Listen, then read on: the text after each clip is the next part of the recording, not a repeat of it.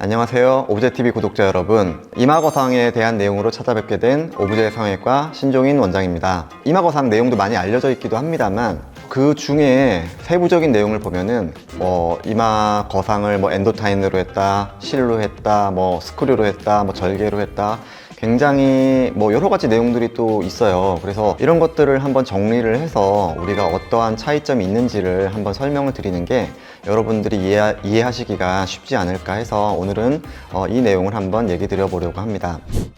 눈보다 위쪽에서 눈썹과 이마, 이 부분을 이제 중력에 반대되는 위쪽 방향으로 올리는 거를 우리가 이마 거상이라고 얘기를 하는데요.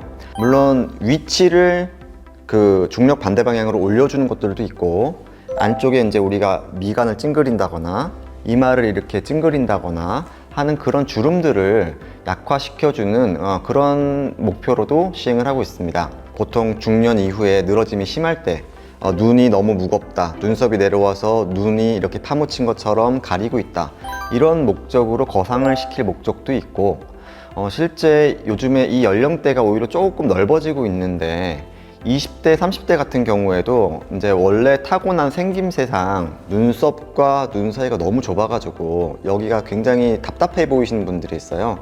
그럴 경우에는 눈썹을 이렇게 올려줘야 눈썹과 눈 사이가 넓어지기 때문에 인상이 조금 더 편안해지고 시원해지는 경향을 보입니다. 그래서 20대, 30대 분들도 이런 이마 거상을 하는 그 추세라서 대상 연령대는 좀 더 넓어지고 있다, 이렇게 보실 수가 있겠습니다. 옛날에는 절개를 했어요. 우리가 이마 거상이라고 해서 이마가 보이는 데를 절개하면 당연히 흉터가 너무 많이 보일 거니까 보통 여기 헤어라인을 절개를 하거나 아니면 헤어라인 말고 머리 안쪽을 절개하거나 해서 절개를 한 부분에서 늘어진 조직을 이렇게 띠처럼 잘라냈어요.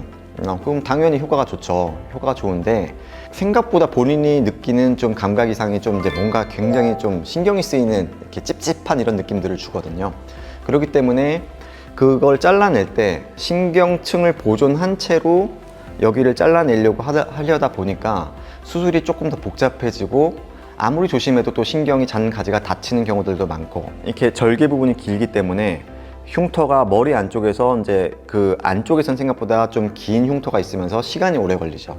그래서 이거 말고 좀 더 부담 없이 부작용 없는 방법을 만들어 보자, 이렇게 해서 나온 방법이 내시경을 이용한 이제 이마 거상 방법이 되겠습니다. 이 내시경을 이용한 방법에서 고정을 무엇으로 하는가, 이 방법에 있어서 엔도타인을 이용하느냐 아니면 스크류를 이용하느냐, 뼈 터널, 골 터널 이렇게 얘기를 하는데, 뼈에다가 구멍을 내 가지고 거기다가 이제 실을 통과시켜서 연결해 주는 방법, 이렇게 한 3가지 정도로 얘기를 할 수가 있는데, 이 방법들은 크게 보면 다 내시경을 이용한 방법이고, 거기에 고정 방법이 무엇이냐, 여기에 이제 포함이 되는 내용입니다. 이 2가지 방법과 절개가 없는 방법이죠. 절개를 하지 않고 우리가 실을 이용해서 올리는 방법들이 있습니다. 실을 이용해서 올리는 방법들은 절개 자체를 하지 않고요, 이 눈썹 부분 쪽에서 두피 쪽으로 실을 통과해서 낚싯줄 같은 실을 이용해서 여기 있는 조직들을 끌어올리는 거죠. 처음에 당길 때는 이게 거의 눈이 막 안 감겨요, 이렇게 얘기가 나올 정도로 이렇게 심하게 당겨 올려요. 실의 힘만으로는 유지시키기가 조금 어렵기 때문에 아무래도 다시 떨어지는 재발 양상이 꽤 있거든요. 그래서 큰 틀에 있어서는 3가지 방법, 이렇게 분류가 되고 있습니다. 오늘 얘기 드리는 방법은 내시경을 이용한 방법인데, 두피 쪽으로 절개를 하기보다는 내시경이라고 하는 그 기구를 넣기 위한 쪽 한 1.5cm, 2cm 되는 구멍을 냅니다. 구멍을 머리 안쪽에서 여기 그 이마 바로 위쪽으로는 한 3군데, 그 다음에 측두부에서 각각 1군데 정도 해서 가장 많이 하는 방법은 한 5군데 정도 구멍을 낸다 라고 보시면 되고요. 아까 말씀드렸듯이 눈 주변이나 이런 데는 혈관도 많고 신경도 많고, 그런 것들이 눈썹 근처에서 뼈 밖으로 나오면서 여기에 있는 이마 조직으로 들어가 있거든요. 그래서 그런 신경과 혈관을 다치지 않게 뼈로부터 잘 분리를 시켜야 됩니다. 그 움직이는 것을 끌어올려서 우리가 원하는 위치에 다시 떨어지지 않게 고정을 해줘야 되는데, 이렇게 이제 내려가 있는 조직을 이렇게 끌어올리면 당연히 떨어지려고 하겠죠. 올라가 있는 거를 붙잡아주는 그러한 고정 방법이 필요합니다. 그래서 그 고정을 아까 말한 대로 엔도타인으로 하느냐 실로 하느냐 이런 차이점이 있습니다. 일단 실 고정과 엔도타인 고정의 장단점들이 좀 있는데요. 실 쪽을 먼저 이제 얘기를 드리면 실은 굉장히 큰 장점이 있어요. 특히나 저희 이제 뭐 의사들이나 병원들 입장에서 실로 고정하면 비용이 쌉니다.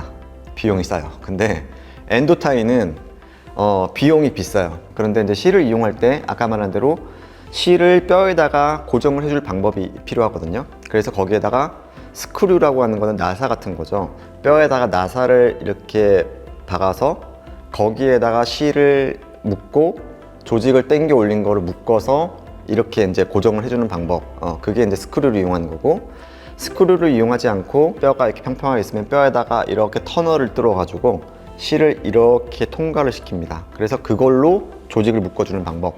요 둘 다 이제 실을 이용하는 방법이에요. 근데 이제 실이라고 하는 거는 실이 있는 이 한 포인트만 고정이 되는 거거든요. 그래서 이 고정력보다는 엔도타인이라고 하는 거는 이제 요 모양을 보시면 아시겠지만 이렇게 삼각형으로 되어 있고 거기에 이렇게 갈기처럼 생긴 게 6개 정도 이렇게 갈퀴가 있어요. 그러니까 실은 하나로만 이렇게 딱 묶어주는 이런 느낌이라면 엔도타인은 6개가 잡아주고 있는 거죠. 그렇기 때문에 아무래도 실보다는 엔도타인이 그걸 버텨줄 수 있는 힘이 좋다, 이렇게 판단이 됩니다. 그래서 보통의 경우에 실보다는 엔도타인을 이용하는 게 효과적으로 힘을 버텨내면서 유지를 할 수 있다. 결국에 이게 오랫동안 버텨주고 힘을 받아줘야 조직이 다시 처져 내려오는 것을 방지를 해줄 수 있기 때문에 실보다는 저희 오브제 성형외과에서는 엔도타인 쪽을 권장을 하고 있습니다. 그러면 엔도타인은 다 좋은가? 엔도타인도 이게 단점이 있어요. 이렇게 넓은 면으로 힘을 받아주다 보니까 이게 잘못 고정이 되면 그 부분에 혈액순환이 떨어지거든요. 머리카락 나는 그 뿌리 같은 부분이죠. 여기가 혈액순환이 굉장히 민감해서 혈액순환이 떨어지면 모낭이 손상이 오고 그러면 거기 탈모가 생겨요. 그러면 올라간 건 좋은데 그 고정한데 머리카락이 뭐 탈모가 생기면 거기가 나 빵 끊었어요 이렇게 얘기를 하시거든요. 그래서 엔도타인을 이용할 때는 고정하는 조직의 위치가 굉장히 중요합니다. 우리가 탈모가 생기지 않도록 헤어라인 안쪽보다는 헤어라인 좀 아래쪽에다 고정을 하게 되고 그렇게 생기지 않도록 하는 것들이 당연히 노하우라고 할 수가 있겠죠. 그래서 지금 탈모가 없도록 고정 위치를 잘 조정해 주고 있다, 이렇게 보시면 되겠습니다. 그래서 보통 이제 고정하는 위치는 수직 방향으로 올렸을 때 2군데 정도 하게 됩니다. 물론 뭐 4군데, 5군데 이렇게 할 수도 있지만 2군데 정도 고정을 해주면 보통의 경우에는 충분한 힘을 받는다. 저뿐만이 아니고 뭐 오랫동안의 그런 경험치를 통해서 저희가 2개 정도의 고정이면 좋은 방법이다, 유지가 된다, 이렇게 판단을 하고 있습니다. 물론 이렇게 하는 방법은 이마 거상을 할 때 뼈 쪽에 붙어 있는 굉장히 깊숙한 조직을 통해서 시행을 하고 있거든요. 그러다 보니까 이마층은 한 가지 층은 아니고요. 뼈 위에 있는 뼈막부터 시작해서 그 위에 있는 근육 사이사이 있는 지방층 또는 그 위에 있는 피부, 여러 가지 층들로 되어 있는데 안쪽에서 끌어올려 주다 보니까 물론 효과가 있지만 표면적인 조직이 약간 재발 양상을 보이는 또 한계점을 가지고 있습니다. 그래서 요즘에는 저희가 또 조금 권장해 드리고 있는 방법이 하이브리드 리프팅이라고 할 수 있는데, 엔도타인이나 이런 방법을 이용해서 큰 조직을 올려놓은 상태에서 아까 제가 말씀드렸던 실 리프팅 방법으로 표면적인 피부 조직을 끌어올려주는 거를 같이 병행을 하기를 권장을 해드리고 있어요. 이거는 아무래도 80점보다는 좀 더 90점이 좋다, 이런 개념에서 이 실 리프팅만으로는 또 한계가 있지만 이게 우리가 밑바닥에서 전체적인 조직이 거상이 되어 있는 데서 좀 더 좋은 옵션으로 선택이 되면 당연히 한 층을 하나를 올리는 것보다는 2가지 층을 한꺼번에 같이 올려주면 아무래도 자리 잡을 때 또는 그 이후에 지속 효과 이럴 때도 좀 더 오래 유지가 되는 것 같습니다. 그래서 기본적인 엔도타인 리프팅에 요즘에는 이마 실 리프팅을 하이브리드로 결합한 방법, 이 방법도 많이 권장을 해드리고 있습니다. 오늘은 이마 거상에 대한 여러 가지 방법, 거기에 마지막으로 이마실 리프팅까지 결합한 하이브리드 리프팅 방법, 이렇게 설명을 드려보았습니다. 좀 더 또 부족한 것들 댓글에 남겨주시면 나중에 또 그 내용들 참고해서 자세하게 설명드릴 수 있는 다음 편들도 준비해 보도록 하겠습니다. 여러분들의 좋아요, 구독 부탁드리고요. 이상 오브제 성형외과 신종인 원장이었습니다. 감사합니다.